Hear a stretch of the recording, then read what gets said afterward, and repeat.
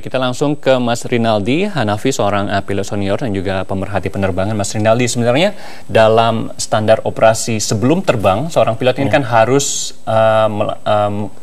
mengambil laporan cuaca dari BMKG.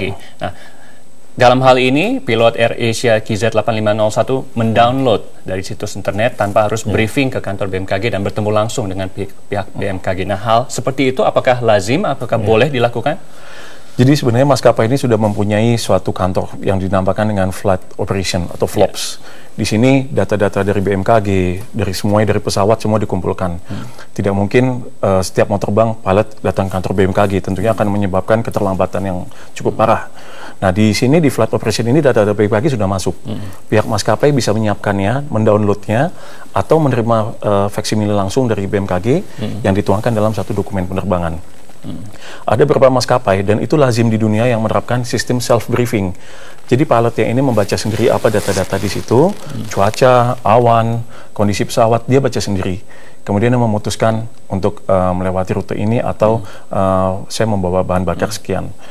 Itu satu sistem yang lazim di dunia penerbangan. Ada maskapai lainnya juga yang meminta seorang flight operation officer untuk membacakan data-data itu. Seorang pilot ini dalam pelajaran dia menjadi pilot, dia juga mempelajari apa yang dipelajari oleh flight operation officer (FOO). Dia mempelajari mengenai cuaca, mengenai keselamatan di kabin, mengenai maintenance pesawat juga secara general dia belajar.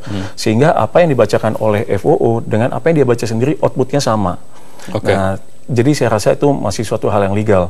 Tentunya tinggal bagaimana kedisiplinan pilot ini. Apakah semua data itu akan dia baca secara mendetail atau tidak?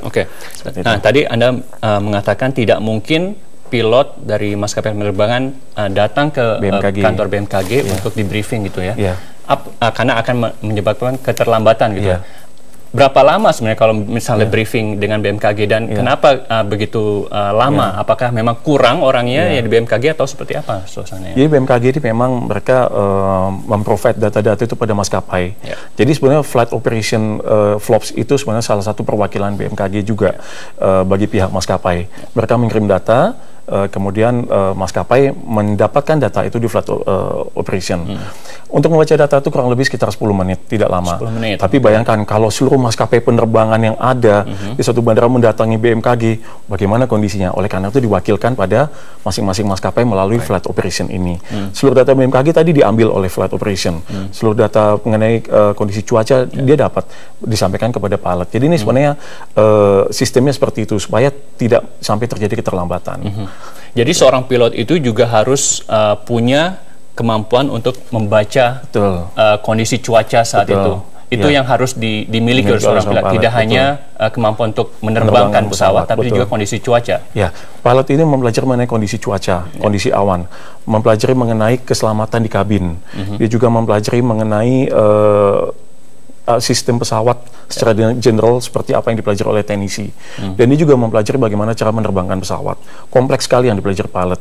Oleh sebab itu, maka pendidikan pilot itu sangat ketat dan setiap 6 bulan sekali para pilot ini harus menjalani pelatihan ulang untuk mengingatkan kembali apa-apa saja sudah dia pelajari selama ini.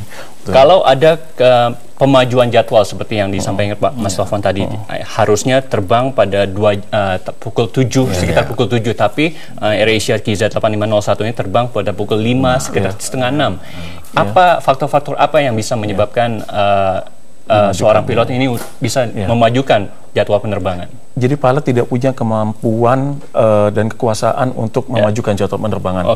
Ini adalah wewenang dari maskapai. Tentunya maskapai memiliki berbagai macam pertimbangan, misalnya rotasi pesawat, kondisi cuaca, dan faktor-faktor lain. Itu semuanya sudah melalui pertimbangan matang sehingga jadwal penerbangan ini dimajukan. Atau mungkin dimundurkan juga, Mas, bisa jadi. Itu jadi tentunya itu adalah kemampuan dari maskapai. Dan ini keputusan dari maskapai melalui persetujuan dari pilot atau gimana? Tidak, pilot hanya menerima jadwal. Jadi pilot itu jadwalnya dimajukan. Ya, pilot itu tinggal mengikuti saja. Baik, Mas Rinaldi, Pak Taufan, kita harus jeda lagi. Nanti setelah jeda kami mau tanyakan juga soal ATC di Bandara Soekarno-Hatta atau di Bandara Indonesia ini seperti apa teknologinya dan juga kemampuannya seperti apa. Kita akan bahas nanti setelah jeda. Tetaplah bersama kami di Bincang Pagi.